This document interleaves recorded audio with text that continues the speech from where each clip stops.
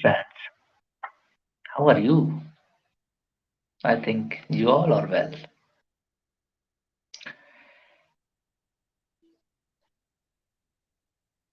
First of all, I want to say, all of you, for congratulating all of you, my friends, for consecration of Ram Temple.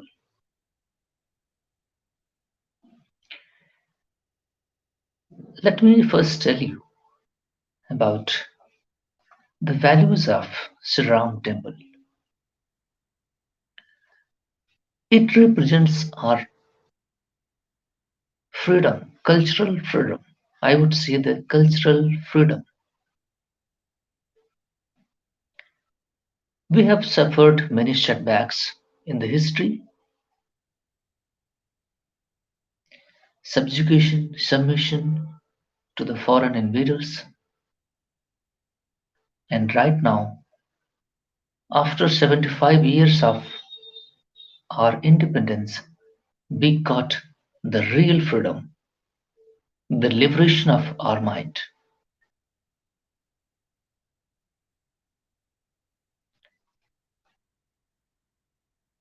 A cultural freedom we got.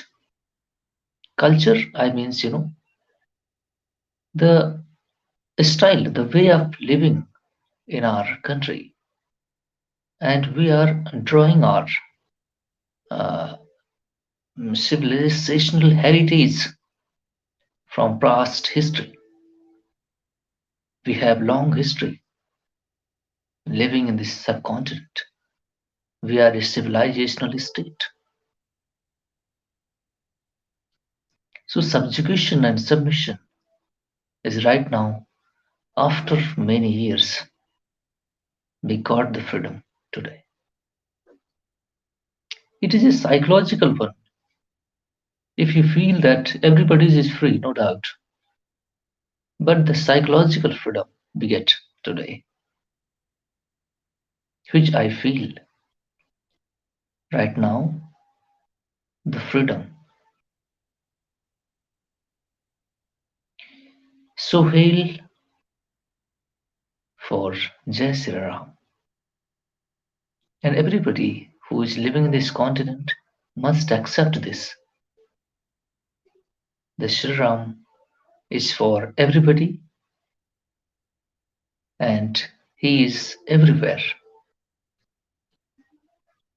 I'm very happy. And the yesterday night, the past night, I saw the pulse of our society. Deepavali kind of thing people celebrated. Children's, family members, etc., whoever, everybody celebrated. So I got the pulse of our society, the psychological freedom they get. It is not just uh, a deity installation of Sri Ram into the sanctum sanctorum of a temple, but the psychological freedom, the pulse, positive pulse generated all around the continent. Many may not agree to my statement, but I felt it when I went on mm, outside uh, at in night 9:30 or 10 p.m. in night. I saw the people were celebrating a lot, lighting their houses, and they enjoyed the very same day, 22nd January 2024, as a emancipation of their psychological freedom. So that's the, I would say that this is the greatest thing we can say. Thank you very much for Prime Minister Narendra Modi and his team for successive, and thank you for Supreme Court of India for taking such a step. He judged evidences, and after that, the Supreme Court came to the conclusion that this is the final statement. You don't have to hate the Muslim population as well, because they are not liable for that. Whatever happened in the country or subcontinent, they are not liable. They have been converted by the uh, invaders in this continent. That's why they are the Muslims. But their living, their style of living, if everything belongs to this continent. So accept it as a faith. They are not liable for whatever uh, ancestors have done. Some Mughals invaders, somebody's came in this continent, and Delhi Sultanate rulers came and somebody looted. Afghans, many came to India, plundered temples, etc., etc. This is the history, no doubt. It is undeniable, unquestionable, right? But right now, they should not face persecution. 15% population, they should have to live in this country. They are the people, they are the asset of this country, and they are entitled to live free, not to subjugation or any kind of things they should not face. As they are living in this country, they should live in the country because they are the part and parcel of this ecosystem.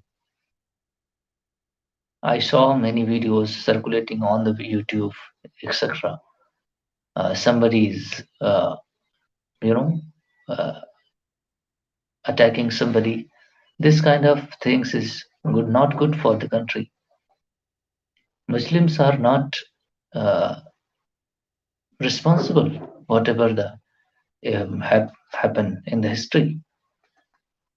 So, due to the Muslims, you don't have to persecute anybody.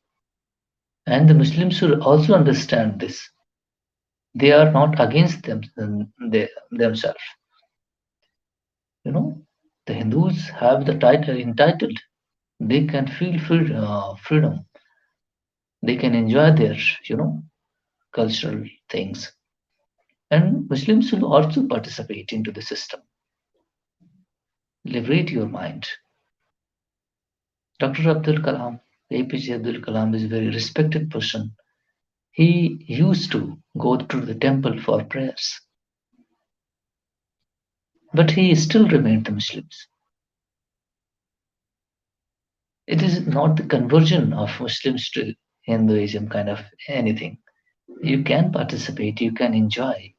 I mean, even though I can tell you in history, the Shahzada Akbar's son was enjoying the holy festival, you know.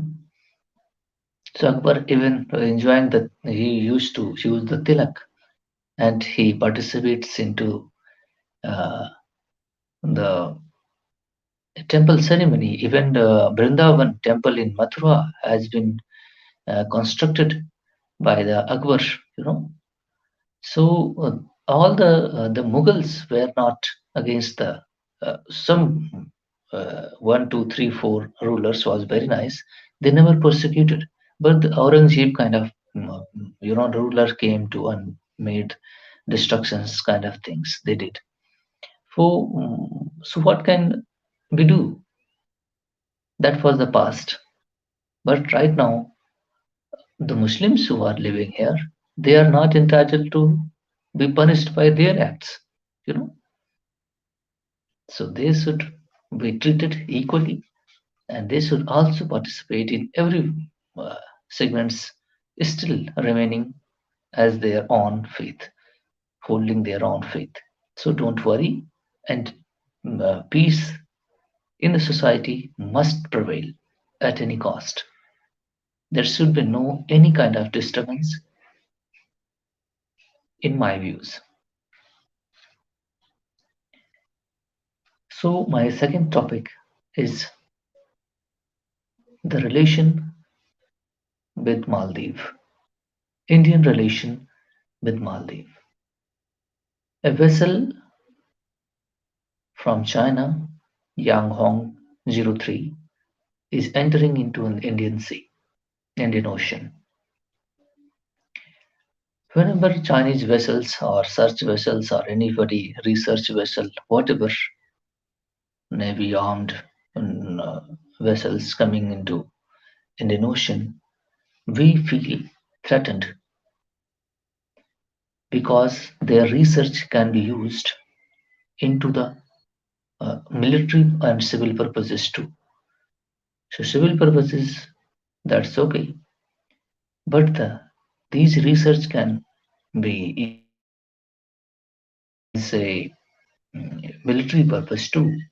So deep sea mining kind of things they are doing in the Indian Ocean near the Mauritius and Madagascar and many thing around the Indian Ocean. They are searching and they are.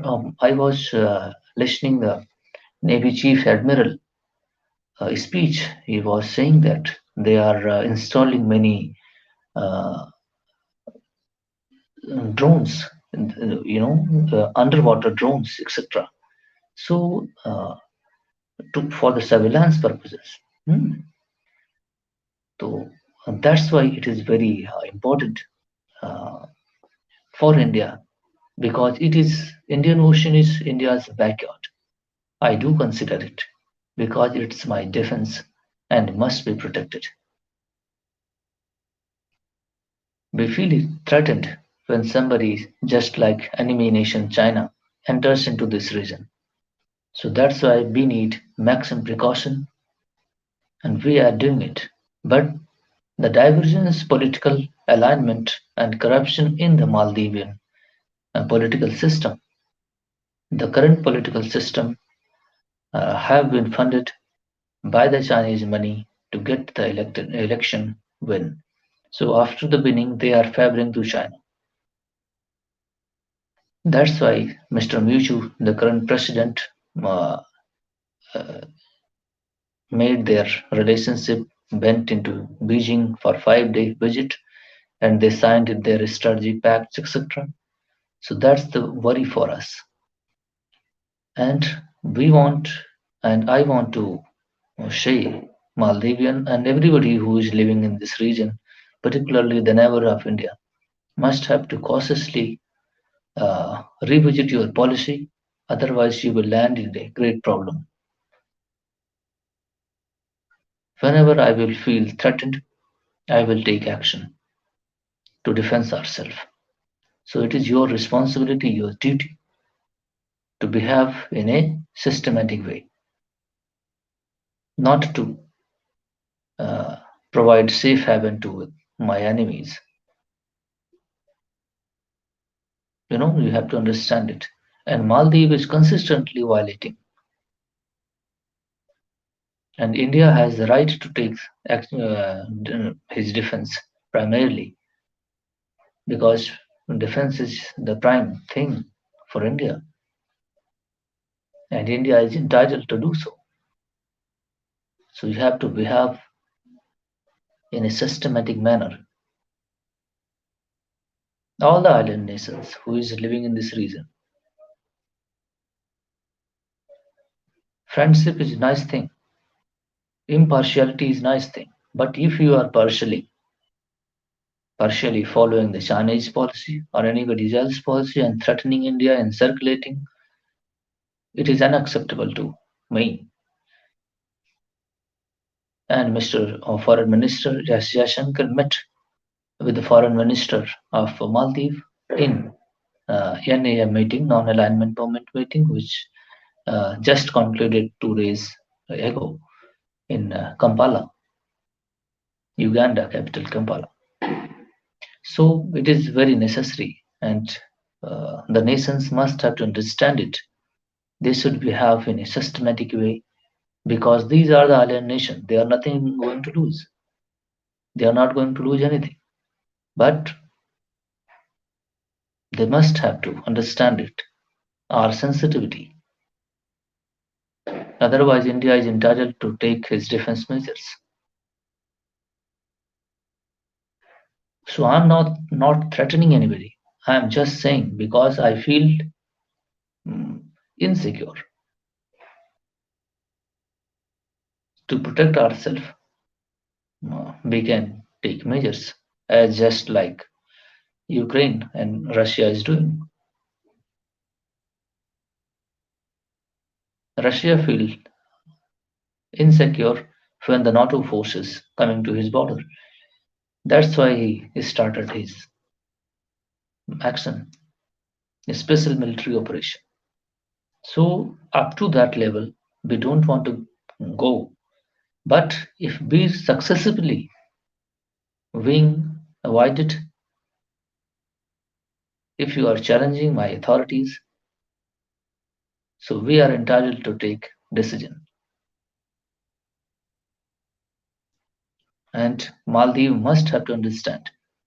And the past government, Mr. Suli government, was well understanding this geopolitical phenomenon. But the current government, which is corrupt regime there, actually have dismantled India's relationship completely. We have done many things, developmental projects in Maldives. And Maldivian people are nice, no doubt. Very few small island nations, 600,000 people there. So they must have to understand it and behave accordingly. Thank you very much for listening. If you like it, please share and subscribe my channel too and comment as well.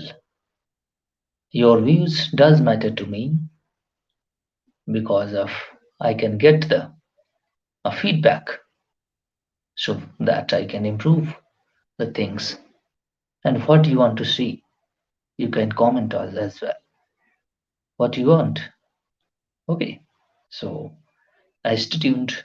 Uh, what is going on into the world? You must have to read the newspapers. Cut out some time daily and read the newspaper. Many development international going on, which may affect India too. Thank you very much.